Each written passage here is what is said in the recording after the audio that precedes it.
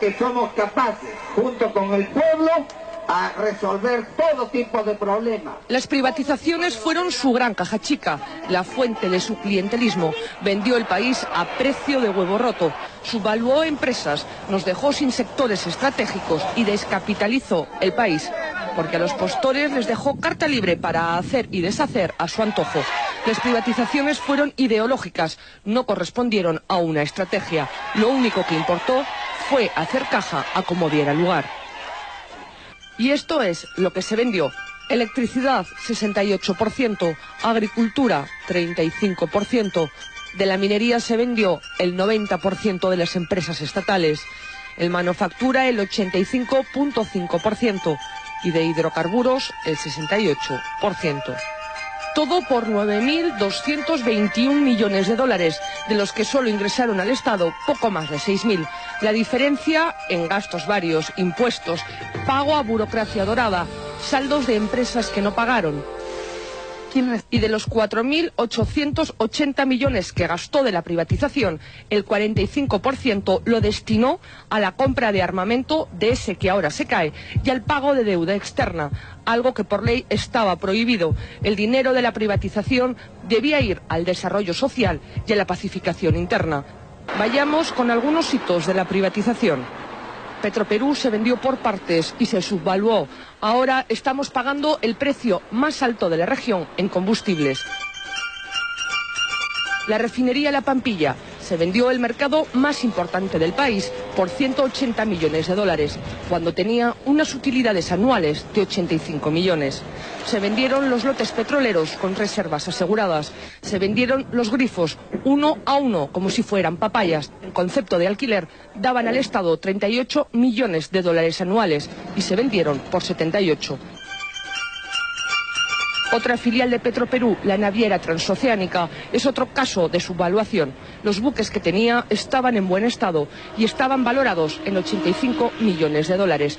Pero la CEPRI valoró la empresa en 21 millones de dólares. Nos quedamos, además, sin transporte nacional de combustible.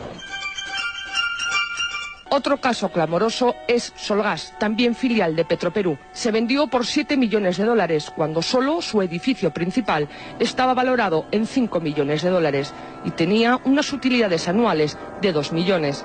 Esto fue en 1992. 4 años más tarde, en 1996, los que compraron a este precio la vendieron a Repsol por 50 millones de dólares. Aquellos que argumentan que la venta de Petroperú, Centromin Perú o Ciudad Perú generaría inseguridad en la defensa de la soberanía nacional, pienso que no conocen los hechos, es todo lo contrario. Cuando Fujimori quiso reaccionar ya era demasiado tarde. De Petroperú solo quedaba la chauchilla. Aeroperú fue otra de las perlas de la privatización. Nos quedamos sin una línea de bandera nacional porque se vendió por vender al grupo Aeroméxico, que la liquidó al poco tiempo. La minería fue sin duda otra de las piezas angulares. Fujimori les dio un marco tributario que hasta ahora es el origen de muchos conflictos sociales. No puso límites a la contaminación. Taso Hierro Perú se presentó como el espaldarazo de la privatización.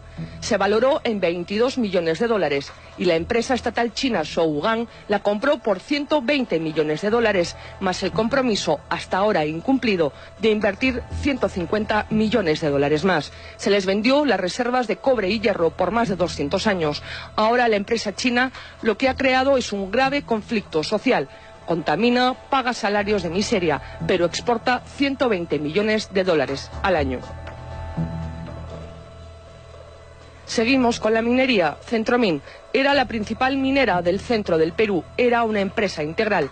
Doerram compró una parte, Volcan la otra. En los dos casos no pagan casi impuestos, contaminan, no han cumplido con sus compromisos de inversión y tienen utilidades millonarias.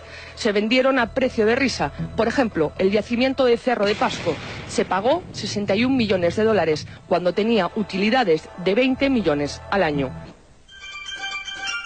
Nosotros evitamos y hemos tomado en este momento el local a fin de evitar que en este gobierno, que ya está en las postrimerías, se llegue pues a una coligazón a entregar pues a unidades estratégicas que son de interés del país. Minero Perú también se regaló. Solo un ejemplo, por el yacimiento de cobre de Quellaveco se pagó 12 millones de dólares y el compromiso de invertir 2.800 millones más. Y hasta ahora solo se ha invertido 70 millones.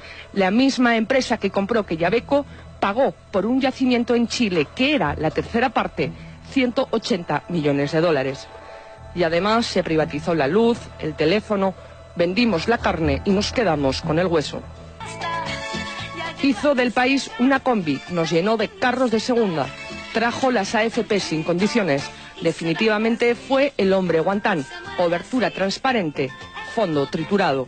Él sí que cumplió con perder una oportunidad histórica. Al fin y al cabo, era un japonés sin respeto por el país que lo acogió. No quiero terminar este mensaje sin agradecerle la confianza depositada en un gobierno que solo quiere servir. Increíble, ¿no? Qué sensación la que uno tiene después de ver esto. Para contarles una anécdota, Aeroperú se vendió en 19 millones de dólares. Solo las rutas de Aeroperú, solo las rutas, costaban 120 millones de dólares. Los tramposos mexicanos, los mafiosos mexicanos que la compraron, encima la usaron para lavar dinero y luego la cerraron. Regresamos.